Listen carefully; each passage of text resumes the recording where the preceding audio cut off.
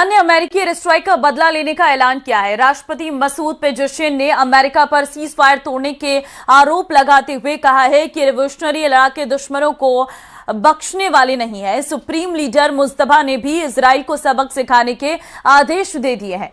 ये रिपोर्ट देखिए।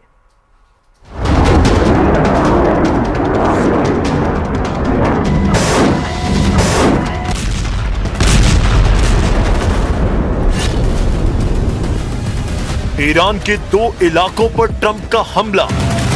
हिजबुल्लाह के 100 अड्डों पर नेतन्याहू ने लिया बदला। ट्रंप एक बम फोड़ेंगे, इजराइल 50 बम से मारेगा।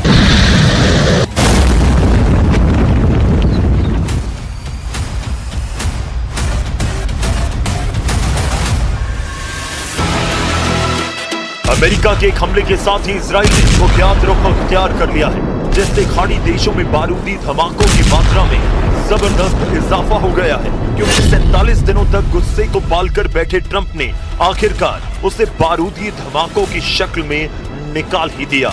ईरान पर हमला बहुत ही भयानक हुआ है। जंगी जेटों ने बम फोड़े हैं, रीपर ड्रोन ने मिसाइलों की बौछार की है। हेलफायर मिसाइलों ने ईरान के रेवोल्यूशनरी लड़ाकों को जलता कंकाल बना डाला है। अमेरिका ने सेल्फ डिफेंस स्ट्राइक्स के नाम पर ईरान के 2 इलाकों को कब्रिस्तान बना डाला। दक्षिणी ईरान के बंदर अब्बास में अमेरिकी सेंट्रल कमांड ने मिसाइल अड्डों को मटिया मेट कर दिया है। ईरान के बंदर अब्बास में अमेरिकी हमलों में ईरानी रेवोल्यूशनरी गार्ड के 4 जवानों के मारे जाने का दावा किया गया। हॉर्मुज़ स्ट्रेट में ईरानी फास्ट बोट्स को स्मार्ट बमों से ट्रंप फोर्स ने दौड़ा कर मारा। ट्रंप ने ईरान की अकड़ ढीली करने के लिए नेवी और एयरफोर्स दोनों का इस्तेमाल किया। असल में ईरान ने ट्रंप को यूरेनियम देने से साफ इनकार कर दिया है, जिससे ट्रंप का दिमाग बहुत गर्म हो गया। Honorable men and women gave their lives to ensure that the world's #1 state sponsor of terror will never have a nuclear weapon. Oh, and they won't. They will never have a nuclear weapon. I'm sure you. Supreme leader Mustafa Khamenei ने अब America से युद्ध के मैदान में फैसला करने का ऐलान कर दिया। उन्होंने इजराइल और अमेरिका पर डायरेक्ट हमला बोला। मुस्तफा खामेनी ने इजराइल को कैंसर जैसी बीमारी बताया। साथ ही कहा कि 25 साल में इजराइल खत्म हो जाएगा। अपने लिखित बयान में मुस्तफा खामेनी ने अमेरिका को भी सीधी चेतावनी दी और कहा कि अब खाड़ी के देश अमेरिकी सैन्य ठिकानों की ढाल नहीं बनेंगे। मुस्तफा ने दावा किया कि वक्त बदल चुका है, अमेरिका अब सुपर पावर नहीं है। همان که در زمان امام شهیدمون این مسئله رو مطرح کرده بودیم، الانم آماده‌ایم که به دنیا این اطمینان رو بدیم که ما به دنبال سلاح هسته‌ای نیست. ईरान से 4 महीनों से युद्ध में उलझा अमेरिका भी आर पार के मूड में आ चुका है। ट्रंप और उनकी टीम की ईरान से डील की उम्मीद नजर नहीं आ रही। मार्को रूबियो ने धमकी दी कि या तो अच्छी डील होगी या फिर कोई डील नहीं होगी। Well, look, I think our position is well stated. The president had a very important, I think, historic call just a couple days ago with a number of leaders from the region. I think there's strong alignment and agreement on what a preliminary draft should look like. I think that, like anything with something like this, it's going to take a couple days to settle on, even down to the disagreements over a word, sentence. So we'll have to work through that. If there's going to be a deal, we're going to have to work through that. But this is, it's either going to be a good deal or there isn't going to be one. America की अच्छी deal के मायने हैं Iran 440 kilo uranium Trump को सौंप दे, Iran Hormuz पर Trump का control मान ले। यही दोनों शर्तें ईरान मानने के लिए तैयार नहीं। इसलिए ट्रंप ने सबसे घातक हथियारों से दहलाकर ईरान को राउंड 2 के युद्ध का ट्रेलर दिखा दिया।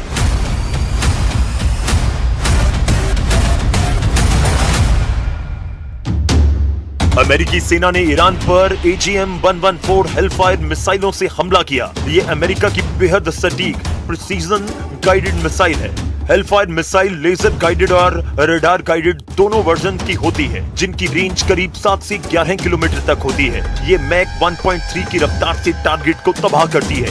45 से 50 किलोग्राम वजनी मिसाइल में हाई एक्सप्लोसिव वॉरहेड लगा होता है। इन मिसाइलों को MQ-9 reaper drones, Apache helicopter और नेवी के हेलीकॉप्टर से दागा जाता है। मिसाइलों ने हॉर्मुज़ स्ट्रेट में ईरानी फास्ट बोट के परखच्चे उड़ा दिए।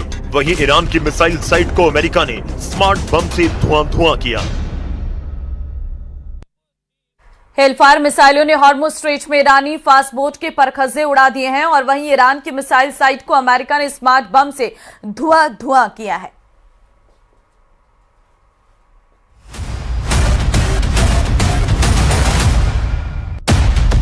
अमेरिका ने जेडैम यानी joint direct attack munition smart बमों की बौछार बंदर अब्बास साइट पर की। जेडैम एक गाइडेंस किट है जो सामान्य बमों को जीपीएस यानी गाइडेड स्मार्ट बॉम्ब्स में बदल देती है।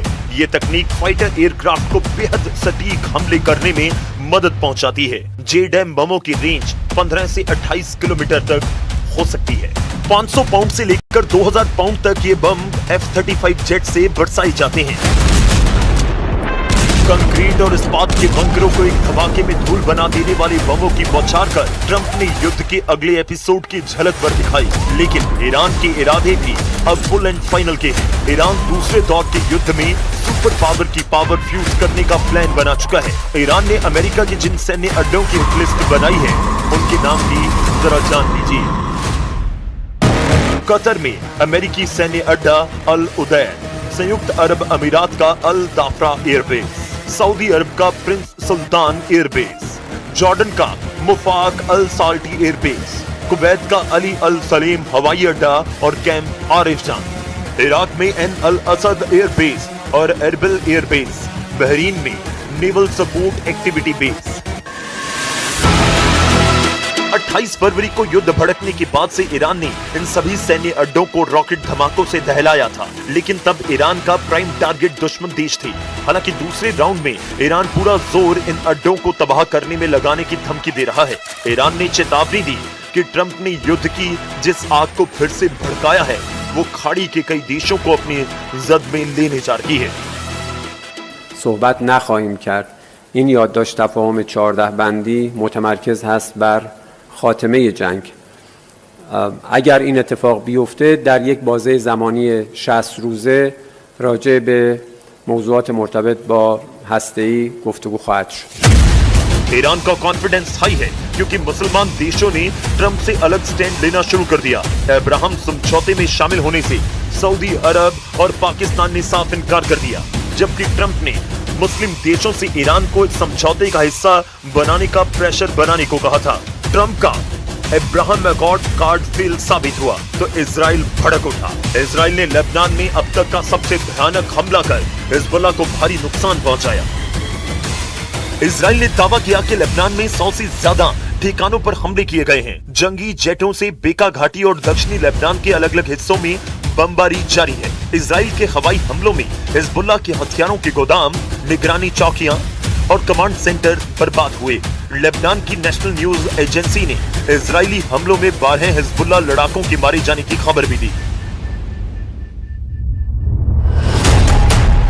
लेबनान का टायर शहर इस वक्त इजराइल की बमबारी से दहल रहा है। लेबनान के अल हौश इलाके में इजराइल के मिसाइल हमले के बाद आसमान में मलबा और धुएं का गुबार उठता दिखाई दिया। वहीं रशीदिया इलाके की एक बिल्डिंग को निशाना बनाया गया। लेबनान में इजरायली सैनिक चुन चुन कर हिजबुल्लाह के ठिकानों को ध्वस्त करते हुए नजर आ रहे हैं। अमेरिका के दबाव के बावजूद इजराइल लेबनान पर बड़े हमले कर रहा है और इन हमलों के लिए इजराइल में लगातार पीएम नेतन्याहू और रक्षा मंत्री के बीच बैठकें हो रही हैं। नेतन्याहू ने ऑर्डर दिए कि बैरूत पर दोबारा से हमला शुरू कर हिजबुल्लाह मुख्यालय को तबाह किया जाए। वहीं इजराइल पर पलटवार करते हुए फाइटर ग्रुप ने ड्रोन हमले तेज कर दिए। लड़ाका ग्रुप ने एक बयान जारी कर अब इजराइल से समझौते में किसी भी देश को शामिल करने से इनकार कर दिया है। मतलब ईरान की तरह अब हिजबुल्लाह ने भी समझौते की जगह युद्ध से फैसला करना तय किया है। इस बीच ईरान के विदेश मंत्रालय के प्रवक्ता ने आरोप लगाए कि अमेरिका ने नए हथियार सिस्टम से नागरिकों को निशाना बनाया। इस्माइल बगाई ने दावा किया कि अमेरिका ने एयरब्रस्ट मिसाइल से ईरान पर हमला किया था। इन मिसाइलों से तेज रफ्तार वाले टंगस्टन के छर्रे निकलते हैं। एयरब्रस्ट के धमाकों से पूरा इलाका तहस नहस हो जाता है। अमेरिका ने अभी तक ईरान पर अपनी फोर्स का इस्तेमाल नहीं किया। ईरान भी दावा कर रहा है कि उसने अपने घातक हथियार युद्ध में आजमाए नहीं, लेकिन दूसरे राउंड के युद्ध की शुरुआत बताती है कि अब कोई लिमिट नहीं होगी, अब रहम की कोई गुंजाइश नहीं बची है।